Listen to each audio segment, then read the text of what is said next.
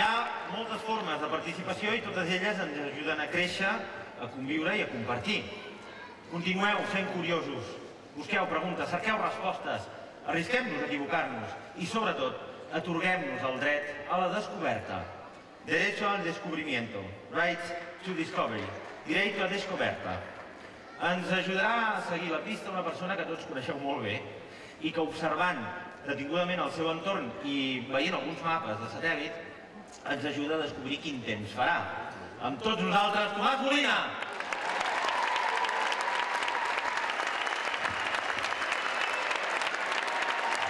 Molt bon dia a tothom, molt bon dia. Molt bon dia a tothom. Allà dalt, bon dia, que si estigueu a les estrelles allà dalt. Voleu que us digui una cosa? Voleu que us digui una cosa? Us han dit que em dic Tomàs Molina, que sí? Però no us han dit que jo sóc l'home del temps. Bueno. No hem començat bé, No hem començat bé perquè, esclar, si jo us dic sóc l'home del temps i vosaltres us poseu a riure, per què riu la gent? Per què rieu quan algú diu que és l'home del temps? Perquè si algú us diu, hola, bon dia, jo sóc fuster, i feu, que sí. O us diuen, bon dia, jo sóc sabater. Molt bé. Però en canvi us diuen, bon dia, sóc home del temps. Escolteu una cosa, aviam. Que potser per casualitat entre vosaltres hi ha algú que pensa que els homes del temps ens equivoquem?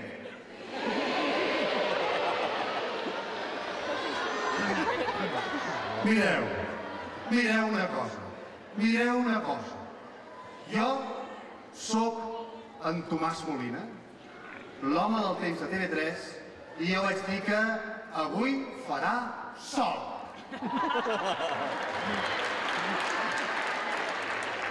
Bé, sol amb algunes gotes, una mica de pluja de cara a la tarda, no? Bé, potser a la tarda, potser alguna mica de tronada o alguna cosa, no? Vaja. Mireu, us dic una cosa, això jo crec que passa poques vegades. Aviam, nosaltres en general encertem el temps gairebé sempre i segur que hi ha, ja ho sé, allà hi en veig un que vol fer la guitza i em canvia les coses. Però el que sí que és veritat, i us ho dic de veritat, és que quan sortim per la tele i comencem a dir demà farà sol o demà plourà o dimecres farà i fallem, quan ho diem massa fort moltes vegades rebem cartes, correus electrònics de gent que ens diu és que heu d'aprendre a ser una mica més humils. És que la naturalesa és allà i vosaltres la pronostiqueu.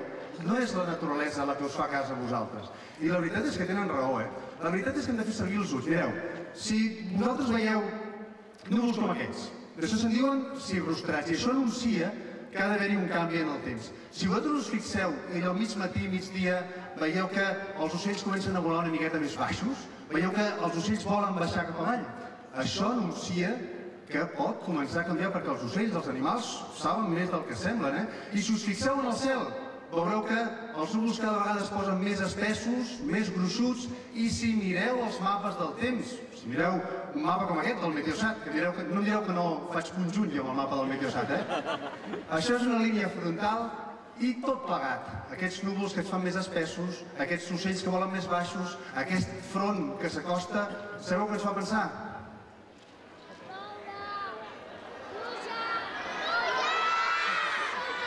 Que plourà, veieu com ho diu vosaltres, això.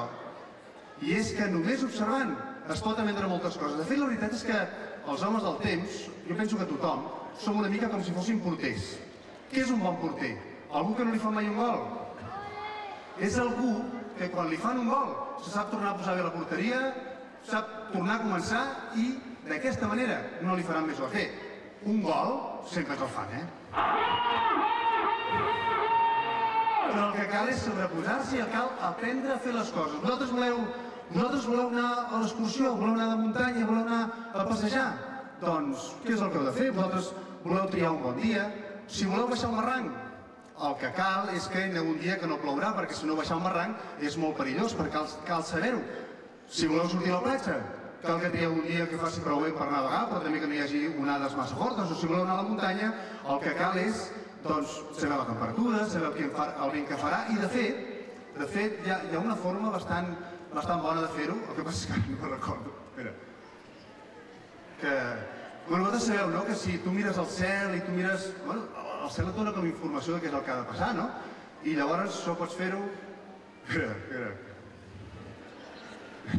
Tenia un paper, Sí, espera. Bueno, és igual. Això es fa... Ara m'he posat una mica nerviós. Bueno, heu de fer-ho en un lloc que està...